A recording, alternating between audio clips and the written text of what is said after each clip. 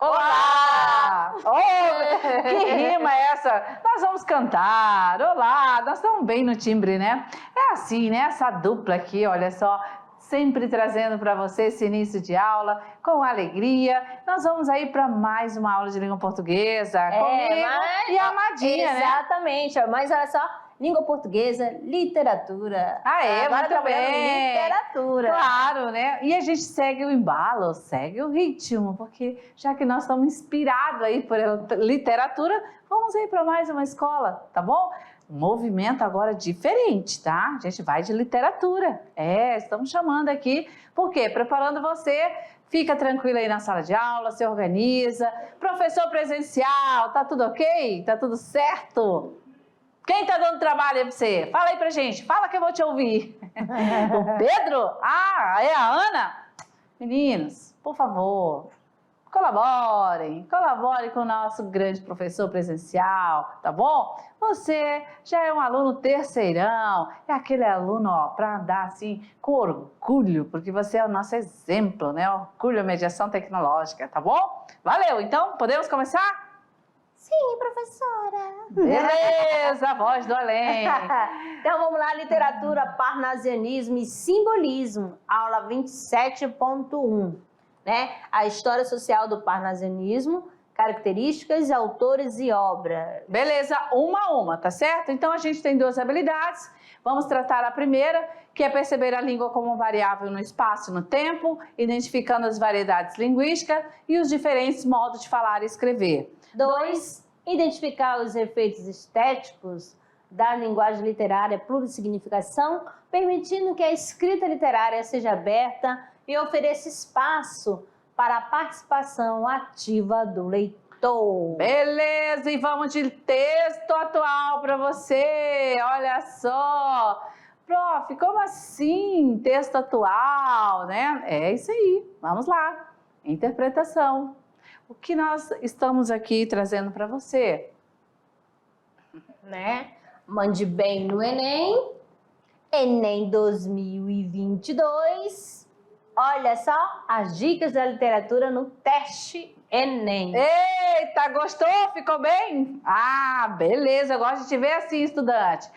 Feliz, né? Porque vai receber orientações, já você estará usando todas elas, então fica de olho que essas dicas são topzeiras para você. Vamos lá, aluno treineiro, Enem!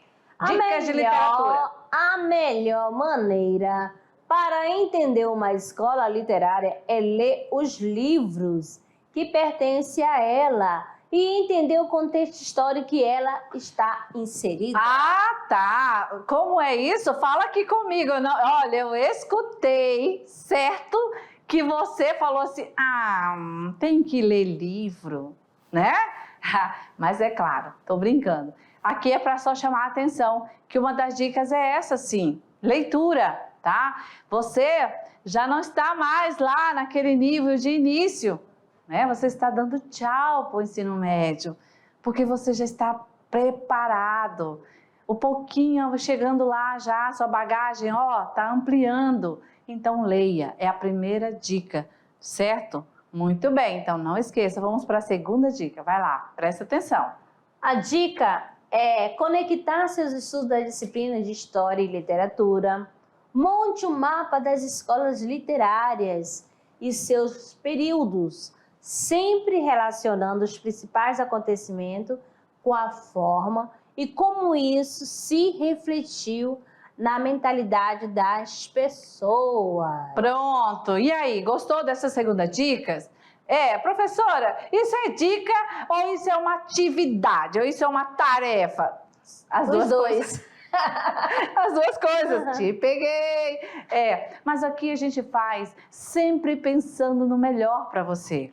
Sim, então nós já queremos aí deixar você bem preparado. Faz o que nós estamos colocando como dica, que olha só, depois a gente vai conversar, quando você estiver lá, feliz da vida, e a gente se encontrar aí nos caminhos da vida, certo? E você, totalmente ali, doutora, né? Tá bom? Então, beleza, pode fazer que vai dar tudo certo. Segue a dica e atenção, temos aí a última para você, vamos lá.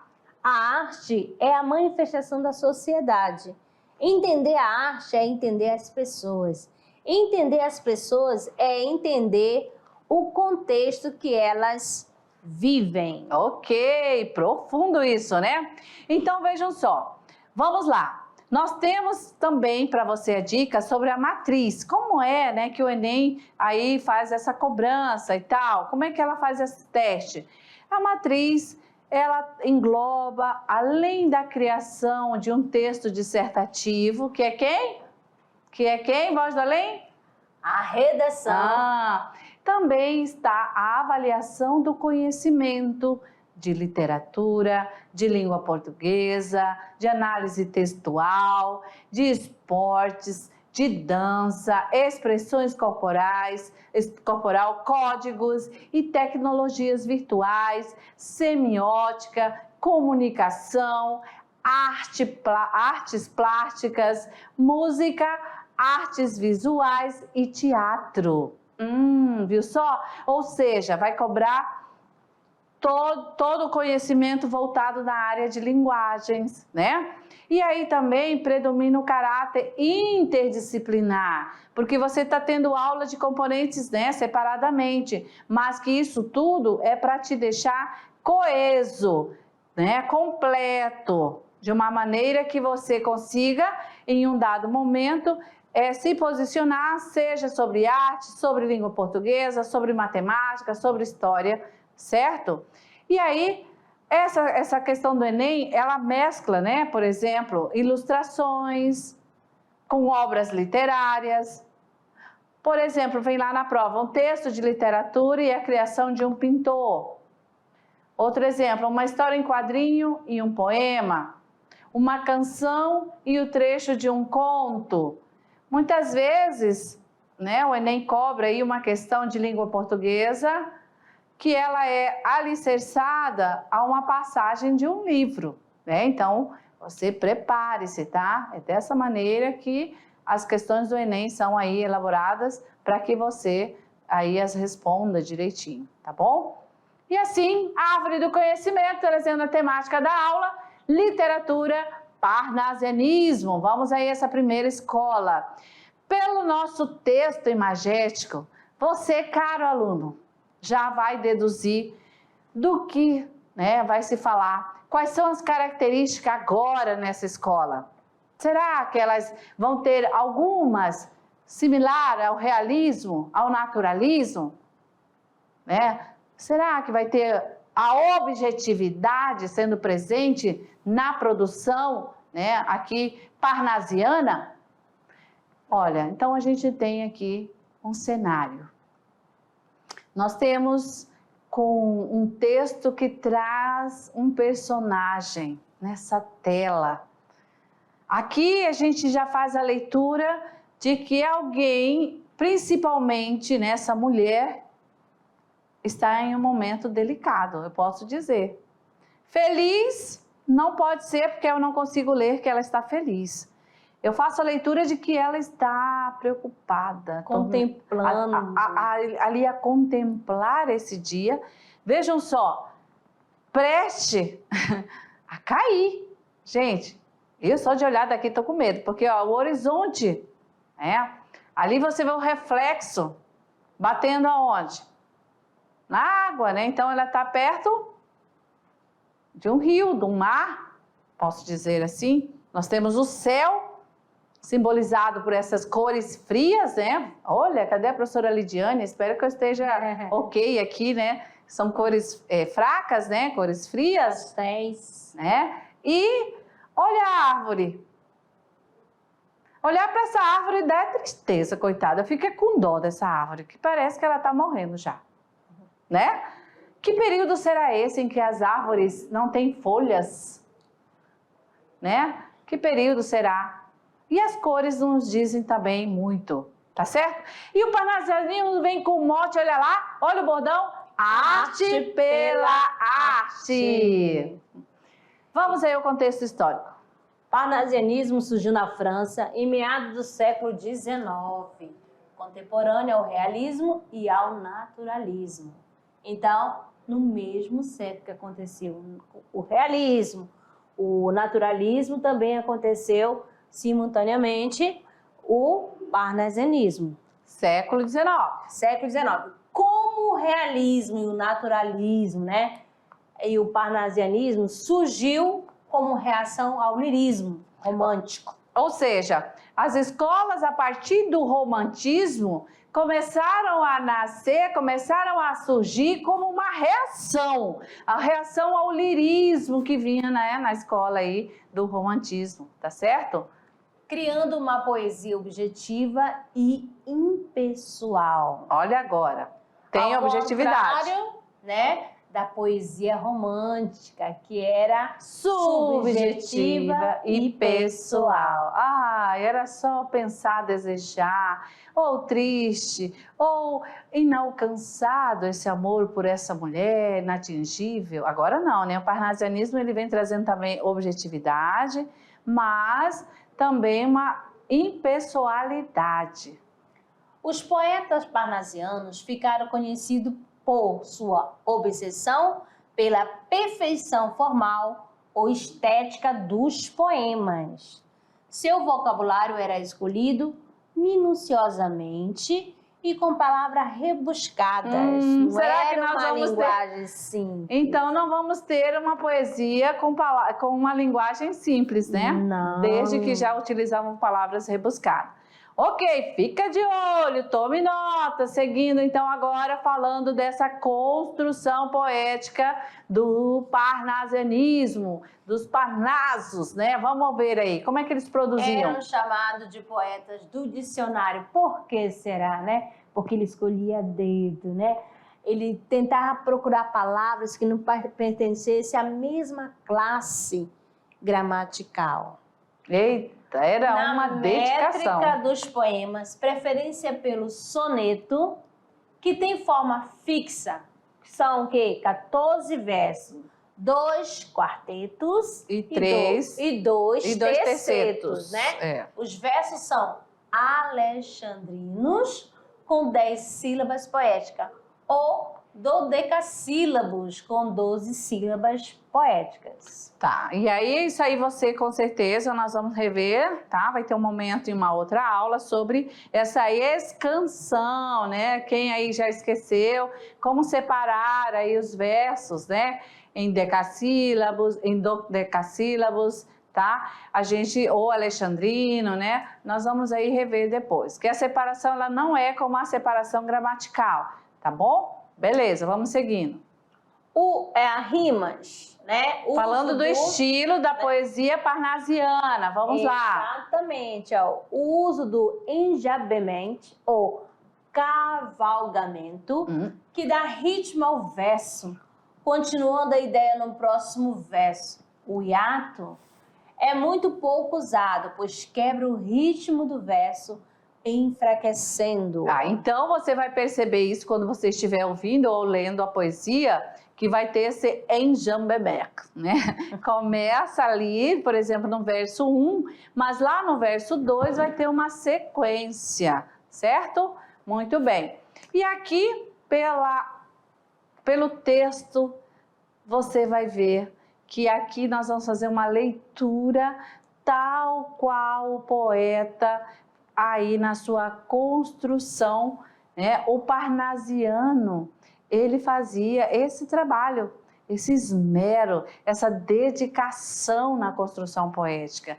Vejam que no início a professora Márcia disse que buscavam palavras no dicionário, né? Que não sejam repetidas, que não sejam palavras aí já utilizadas por outros poetas, porque eles queriam exatamente uma poesia culta, né? Muito bem elaborada. Então há essa comparação desse trabalho poético do parnasiano, do poeta parnasiano, como do ourífero, é isso, né, a palavra?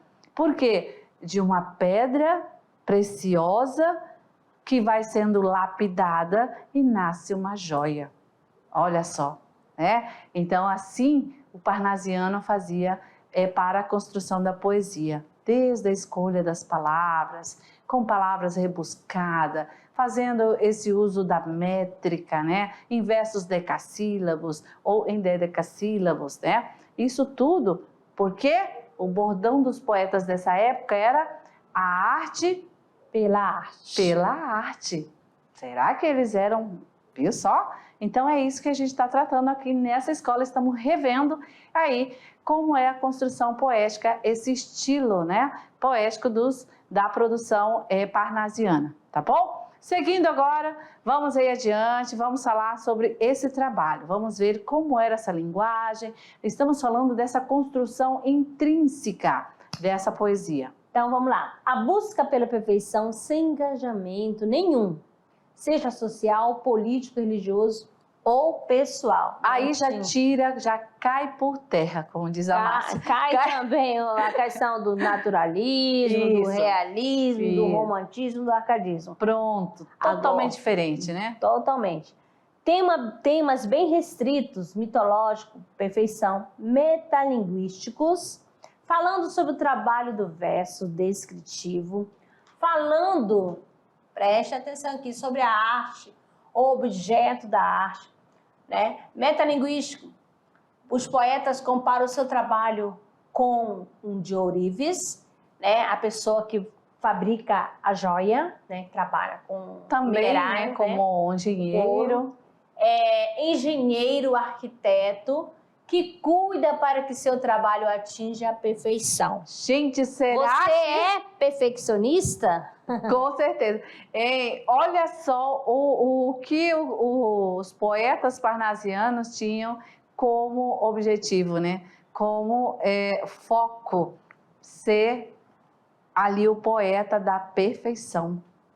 Para ser perfeito, gente, naquele período, chegando já próximo à contemporaneidade, era um desafio grande. Então, não tem nada a ver com o aspecto social. Então, as poesias não vão trazer essas denúncias sociais, né, a denúncia política que a gente viu nas outras escolas como característica, ok? Então, tá, vamos agora ver alguns exemplos e vamos já buscando aí as características, né? Beleza? Temos aí a oposição ao romantismo. Primeiro objetivo. Oposição ao romantismo, né?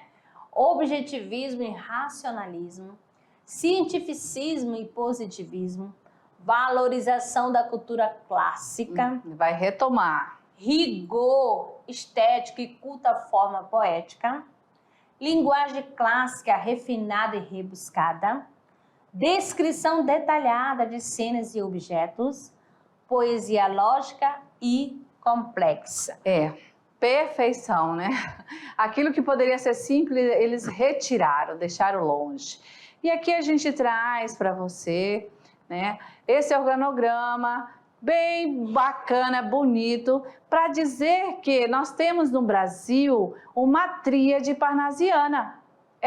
Essa aí que você está vendo.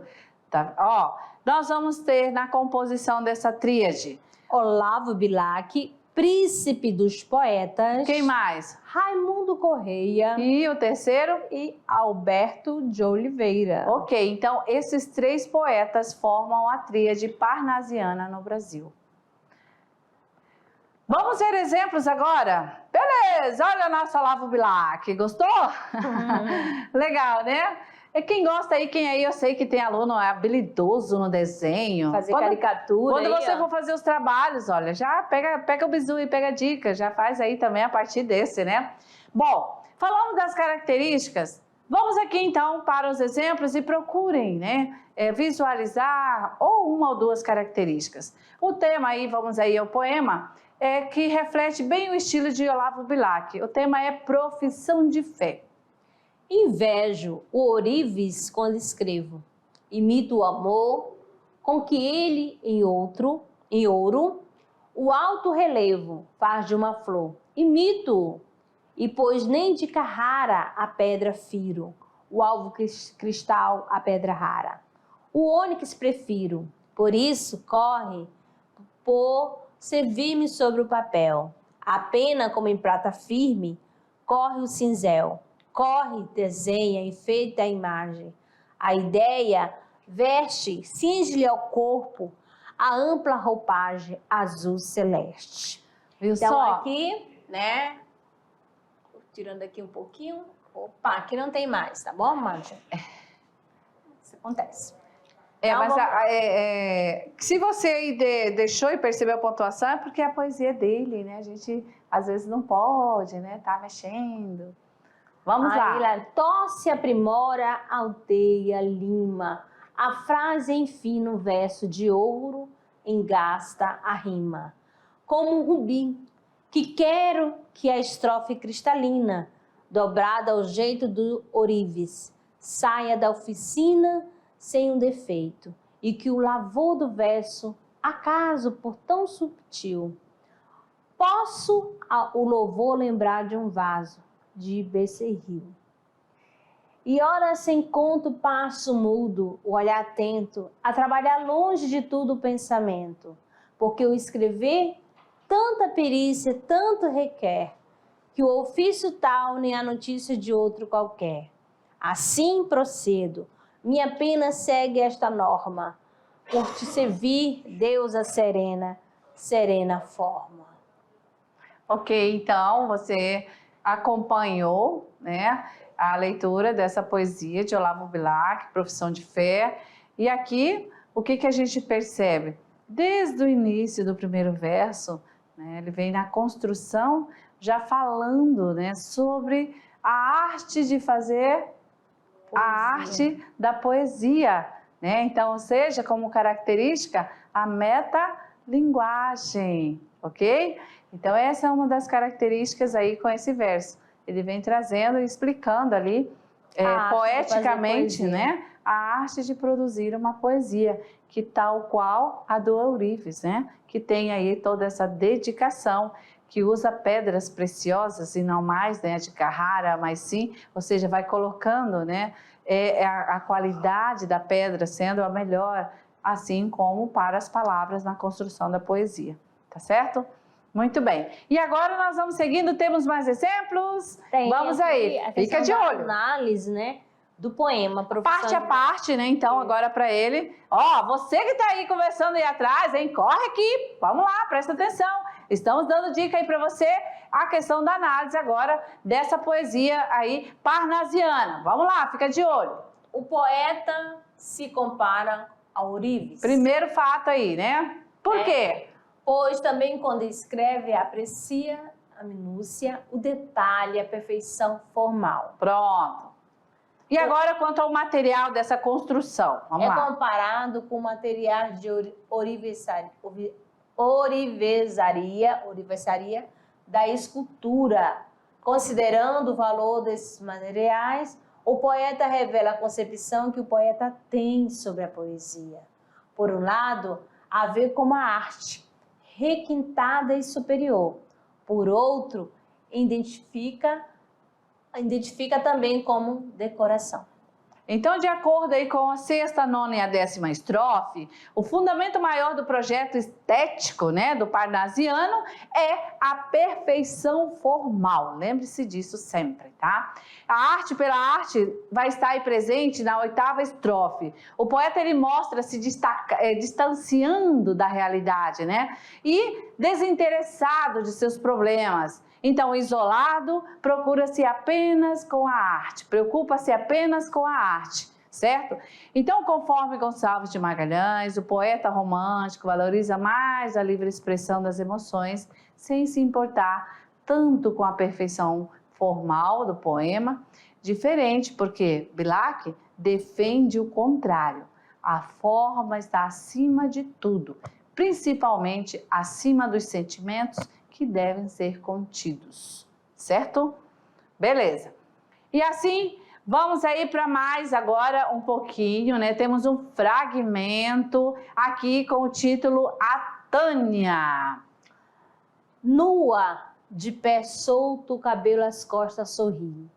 Na alcova perfumada quente, pela janela como um rio enorme, profundamente a luz do meio-dia, entre se espalha, palpitante e viva, como uma vaga preguiçosa e lenta.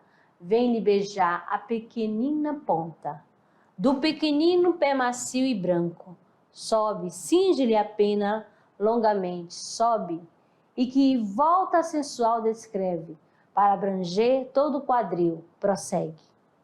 lambe-lhe o ventre, abraça-lhe a cintura, morde-lhe os bicos túmidos dos seios, corre-lhe a espádua, espia-lhe recôncavo, da axila acende-lhe a coral da boca, aos mornos beija as carícias ternas, da luz cerrando levemente os cílios Satânia, os lábios úmidos em curva, e da boca a púrpura sangrenta abre um curto sorriso de volúpia. Beleza, vamos então agora à análise desse fragmento, né? Olha, eu ia falar fragamento. Beleza, porque a gente tem que entender, algo você já estranhou ali, né? Olha só, então, nós temos aqui que esse fragmento, apesar dele ser composto apenas por versos decassílabos, ele revela uma preocupação formal, certo? Há nele uma preocupação com as rimas, tá? Perdão, gente, não há, né? Vamos destacar aqui, bem grande para você, não há preocupação aí com as rimas, nem com o tamanho das estrofes, tá? E aí, no caso, nós temos aí um modo idealizado, como é descrito nessa figura feminina, né? Vocês perceberam ali, algumas palavras já deixaram em evidências. Por outro lado, há nesta descrição, porque foi muito bem detalhado, então há uma descrição, a participação direta, né, de um eu, e esse eu romântico apresentado ali. Esse eu romântico sofre ao perceber a beleza, né, dessa mulher. Então, a descrição que é feita traz grande dose de objetividade, de distanciamento, além de conter um grau de sensualidade, elementos bastante presentes aí nessa obra de Olavo Bilac. Sarças de fogo. Sarças de fogo. Diferente, né? A gente viu no início uma produção de Bilac bem sério, né? Vendo ali a metalinguagem e agora trazendo a sensualidade. Então, a descrição dessa figura feminina segue um padrão pouco usual. Não é que isso virou aí corriqueiramente na produção de Bilac. Era muito pouco que ele fazia poemas assim. O truque utilizado pelo poeta foi de colocar ante esta mulher a luz do sol. Esta luz que entra pela janela do quarto e se desenrola pelo chão, pelos tapetes, vai iluminando primeiramente os pés de Satânia e a partir daí vai fazer uma sensual viagem pelo corpo dessa mulher. Aí o poeta vai descrevendo-a à medida que ele vai sendo iluminado pelo sol. E o sol, olha o elemento aí, o sol é uma figura distante. Não é um eu romântico, não é um indivíduo colocado frente a essa mulher, mas tem reações humanas. Pode-se então dizer que a luz do sol simboliza qualquer observador que pudesse ser colocado nessa cena, o que reforça o poder de sedução da personagem. E no final, nós temos um fragmento bacana aí no final, né? Onde a gente percebe que Satânia, ao sentir-se observada, ciente do seu poder de sedução e de controle, a Tânia, ela simplesmente sorri. Olha só. E assim. Faz a jogada, né? Satânia. É. A Satânia. Vamos aí outro exemplo, com o título Via Láctea. Ora direis ouvir estrela, certo perdeste o senso. Eu vos direi, no entanto, que para ouvi-las, muita vez desperto e abro a janela pálido de espanto. E conversamos toda noite enquanto a Via Láctea, como um palho aberto, cintila. E ao vir do sol saudoso em pranto, indas procura pelo céu deserto. Direis agora, tresloucado amigo, que conversas com ela? Que sentido tem o que dizem quando estão contigo? E eu vos direi, amai para entendê-las, pois só quem ama pode ter ouvido capaz de ouvir e de entender as estrelas. Então, gente, essa poesia Via Láctea também, tá? É de Olavo Bilac. E aí, as temáticas, né, que ele traz aí é um pouco mais subjetiva. Essa aí é um pouco subjetiva. Ele se distancia aí apenas da preocupação formal dos parnasianos, tá?